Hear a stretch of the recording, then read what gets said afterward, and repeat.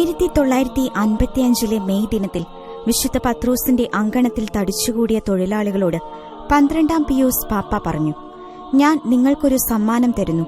ഇനി മുതൽ മെയ് 1-ാം തീയതി തൊഴിലാളിയായ വിശുദ്ധ യൗസേപ്പിന്റെ തിരുനാൾ ആയിരിക്കും. യേശുവിന്റെയും പരിശുദ്ധ മറിയത്തിന്റെയും സംരക്ഷണാർത്ഥം മരപ്പണിക്കാരനായിരുന്ന ജോസഫ് കഠിനാധ്വാനം ചെയ്ത് തൊഴിൽ ജീവിതത്തിന്റെ മാഹാത്മ്യവും ശ്രേഷ്ഠതയും ഉയർത്തിക്കാട്ടിയവനാണ്. 30-ാം വയസ്സുവരെ യേശുവും തന്റെ പിതാവിനൊപ്പം തൊഴിൽ ചെയ്താണ് ഉപജീവനം കഴിച്ചത്. ദരിദ്രരും ഉപജീവനത്തിനായി അധ്വാനിക്കുന്നവരുമായ സാധാരണ മനുഷ്യർക്ക് എങ്ങനെ ദൈവത്തിന് പ്രസാദകരമായ വിശുദ്ധ ജീവിതം നയിക്കാം എന്നതിന് ഉത്തമ മാതൃകയാണ് വിശുദ്ധ യൗസേപ്പിതാവ്. 12-ാം പിയൂസ് പാപ്പ പറഞ്ഞു, ഈശോയുടെ വളർത്തുപിതാവായ വിശുദ്ധ യൗസേപ്പിൽ എന്ന പോലെ വേറൊരു തൊഴിലാളിയിലും പരിശുദ്ധാത്മാവ് ഇത്ര അഗാധമായി പ്രവേശിച്ചിട്ടില്ല. തൊഴിലിലും കുടുംബത്തിലും പിതാവ് ഈശോയോട് കൂടെ ജീവിച്ചു. നിങ്ങൾ ക്രിസ്തുവിനോട് അടുത്തായിരിക്കാൻ ആഗ്രഹിക്കുന്നെങ്കിൽ യൗസേപ്പിന്റെ പക്കൽ പോകുവിൻ.